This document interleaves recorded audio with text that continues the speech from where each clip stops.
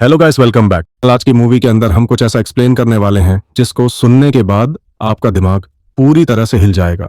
ये एक ऐसी घटनाओं पर आधारित है जैसे कि इंसान बिना आस्था के जीवित नहीं रह सकता। वही कट्टर आस्था दुनिया को हिला देने वाली पागलपन की ओर ले जाती है। कहानी एक लड़की की चीख के साथ शुरू होती है। एक लड़का पीछे से लड़की को दबोच लेता है। लड़की पूरी ताकत से विरोध करती है, लेकिन अंत में लड़का उसे दबा लेता है। एक बूढ़ा आदमी कमरे में आता है और यह दृश्य देखकर बस हल्के से हंसता है, क्योंकि लड़का और लड़की सगे भाई बहन हैं। लड़की ने अपने भाई से उसका प्रेम पत्र छीन लिया था। भाई ने पत्र वापस लेने के लिए यह नाटक किया। इसके बाद मेज पर रखा शानदार नाश्ता और सबके चेहरों की मुस्कान से साफ था कि यह एक संपन्न और खुशहाल परिवार है। लेकिन जैसे ही दरवाजे की घंटी बजती है, यह सारी खुशहाली तहस नहस होने वाली थी। दरवाजे पर एक काले कपड़े वाली महिला पिता को मार देती है और फिर मां को भी बेरहमी से खत्म कर देती है। लेकिन वह यहीं नहीं रुकती। उसने तेजी से बंदूक भाई की ओर तान दी और उससे कुछ पूछने लगती है। लड़के ने कोई जवाब नहीं दिया और कभी कभी चुप्पी ही जवाब होती है।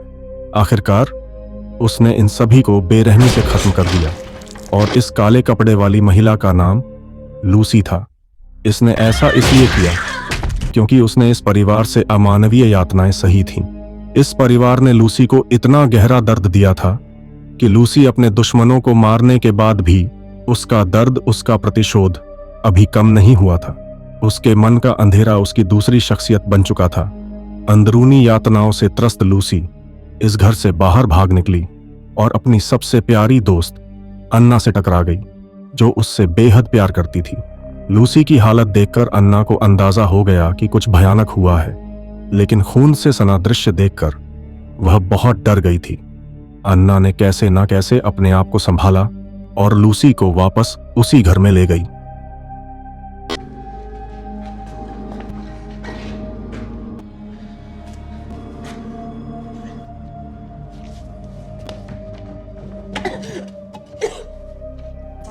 अन्ना ने लूसी के जख्मों का इलाज किया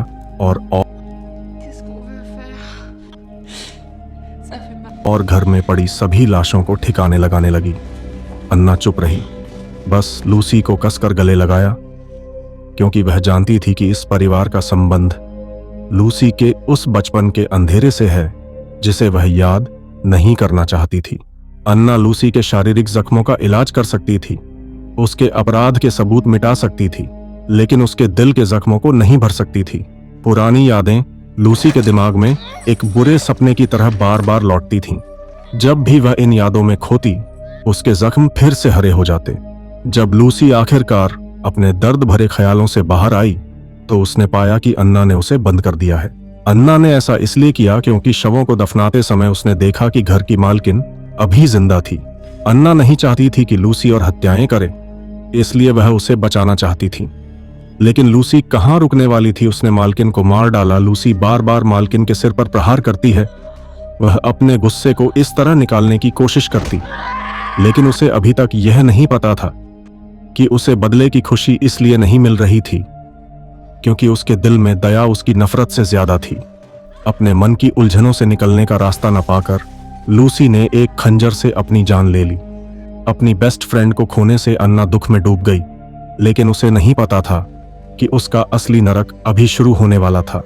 अगले दिन जाने से पहले अन्ना को घर के अंदर से एक अजीब सी आवाज सुनाई दी। वह आवाज का पीछा करते हुए एक अलमारी के पास पहुंची और हैरान रह गई जब उसे पता चला कि अलमारी के पीछे एक गुप्त रास्ता है। अन्ना उस लंबे गलियारे से होकर तहखाने में उतरी। जब रोशनी जली तो उसकी आंखों के सामने डरावनी तस्वीरें थीं। लूसी के साथ बीते हुए अत्याचारों को समझने के लिए अन्ना ने और आगे बढ़ने का फैसला किया। गलियारे के अंत में एक और गहरा रास्ता था जो एक बड़े कमरे की ओर जाता था।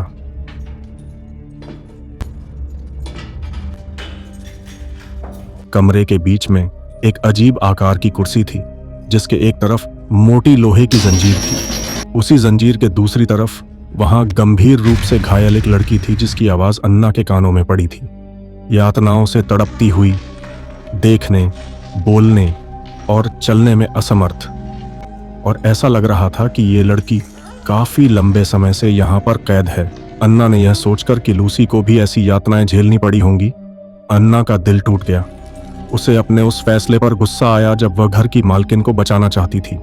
प्यार की वजह से अन्ना ने उस लड़की को बचा लिया। वह उसकी चोटों को साफ करना चाहती थी, लेकिन उसके शरीर पर इतने घाव थे कि उसे समझ नहीं आया कि कहां से शुरू करे। जब उसने लड़की का आंखों का पट्टा हटाया तो वह दंग रह गई। पट्टे की कीलें लड़की के सिर में घुसी हुई थीं। जब लड़की खून से लथपथ थी और उसकी चीखें रुक गईं, तब अन्ना ने उसका पट्टा हटाया।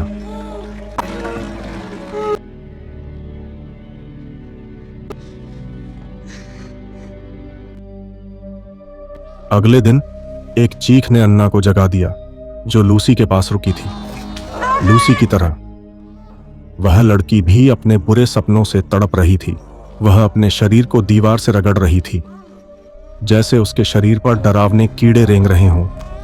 अन्ना समझ नहीं पा रही थी कि क्या करे। तभी एक गोली की आवाज आई। लड़की का सिर फट गया। काले कपड़ों में कुछ हथियारबंद लोग अंदर घुस आए। उन्होंने कुछ नहीं कहा, बस जगह को साफ करने लगे। अन्ना को लगा कि वे पुलिस हैं, इसीलिए वह इस सब को खत्म करने के लिए उनके सवालों का जवाब दे रही थी। लेकिन वे पुलिस नहीं थे, बल्कि घर की मालक किन के साथ एक ही धर्म से जुड़े लोग थे। अन्ना की सच्चाई जानने के बाद वे बिना किसी हिचक के उसे तहखाने में बंद कर देते हैं। काले कपड़ों वाले लोग अन्ना का अधूरा काम पूरा करते हैं और यहां जो कुछ भी हुआ, उन्होंने सभी सबूत मिटा दिए और सभी लाशों को ठिकाने लगा दिया। इसी बीच दूसरी तरफ एक बूढ़ी औरत, जो खुद को मदर कहती थी, अन्ना के सामने आती है। वह अन्ना को सब कुछ समझाती है। वह बताती है कि वे युवा लड़कियों का अपहरण और अत्याचार इसलिए करते हैं ताकि वे पौराणिक शहीद बना सकें। पौराणिक कथाओं और वेदों के अनुसार शहीद वह लोग हैं जो मृत्यु के बाद के संसार को देख सकते हैं। वे जानना चाहते हैं कि वह संसार कैसा है। शहीद बनाने का तरीका है मन और शरीर पर अथाह यातनाएं देना। स्पष्टीकरण देने के बाद अन्ना को बेहोश कर दिया जाता है। जब वह दोबारा होश में आती है तो उसे पता चलता है कि अब वह उनकी नई प्रमुख प्रोजेक्ट बन चुकी है। यह जानते हुए कि अब उसे क्या सहना होगा, अन्ना अपनी सारी ताकत और साधनों का इस्तेमाल कर भागने की कोशिश करती है। लेकिन वह जानती है कि यह सब व्यर्थ है। निराशा में डूबी अन्ना जमीन पर ढह जाती है। पता नहीं कितना समय बीत गया जब अन्ना को अपने अलावा किसी और की आवाज सुनाई दी। कोई उसे खाना देने आया था, लेकिन यह खाना ऐसा था कि इसे सुअर का खाना कहना भी सुअर के खाने का अपमान होता। अन्ना को लगता था कि वह किसी शराबी की उल्टी खा रही है। अगर वह इसे उलट देती तो उसे जबरदस्ती सारा खाना खिला दिया जाता। कुछ घंटों बाद एक आदमी अन्ना के सामने आया। उसने अन्ना की हथकड़ियां खोल दी और उसे दीवार की ओर धकेल दिया।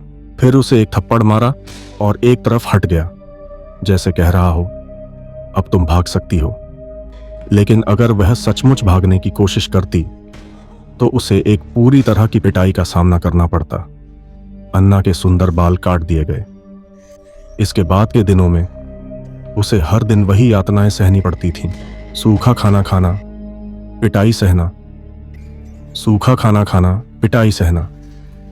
अगर वह विरोध करती तो उस आदमी का दैनिक काम दोहरा हो जाता और अन्ना को दोगुनी मार पड़ती। धीरे धीरे वह पागल हो गई। उसने अपने मन में एक ऐसी दुनिया बना ली थी जहां वह टूटी हुई थी। वह अब उस घृणित खाने का विरोध नहीं करती थी। पिटाई के दौरान वह एक भी आवाज नहीं निकालती थी। और जब ये यातनाएं उसके मन को और चोट नहीं पहुंचा पाईं, तब वह शहीद बनने की अंतिम परीक्षा के लिए तैयार थी। उसे एक नए कमरे में ले जाया गया। वहां उसे एक लोहे के ढांचे पर कसकर बांध दिया गया। एक ऐसी असहनीय पीड़ा के बाद जो अब की अन्ना को भी झकझोर देती थी, उसकी सारी त्वचा चेहरे को छोड़कर उतार दी गई। उसकी आंखों में वही नजर थी जो इन लोगों को एक शहीद में चाहिए थी। वही बूढ़ी औरत जिसने अन्ना को शहीद के बारे में बताया था, फिर से उसके सामने आई। उसने अन्ना से पूछा कि मृत्यु के बाद का संसार कैसा है। जब अन्ना ने मुंह खोला तो वह औरत एक भक्त की तरह उसकी फुसफुसाहट सुनने लगी। जल्द ही सारे सदस्य वहां इकट्ठा हो गए। उनके वाहनों और कपड़ों से साफ था कि वे सभी समाज के रसूखदार लोग थे। उसी समय दूसरी तरफ अन्ना से उस संसार के बारे में जानने वाली बूढ़ी औरत ने अपनी बंदूक से खुद की जान ले ली। वीडियो का आखिरी दृश्य अन्ना पर केंद्रित था। उस समय उसके चेहरे पर सिर्फ शांति थी, लेकिन अन्ना की दयनीय हालत ने एक बार फिर मानवता के अंधेरे को उजागर किया और मानव स्वभाव में छिपी विकृति और पागलपन को दिखाया। उसकी गहरी आंखें कुछ कह रही थीं, लेकिन वह क्या थीं, यह अब इस दुनिया में कोई नहीं जानता। और इसके साथ ही फिल्म्स का अंत हो जाता है। तो आपको यह मूवी कैसी लगी कमेंट बॉक्स में जरूर लिखिएगा। तो मिलते हैं एक नए वीडियो के साथ। वीडियो अच्छा लगे तो वीडियो को लाइक एंड चैनल को सब्सक्राइब करें। तब तक के लिए गुड बाय।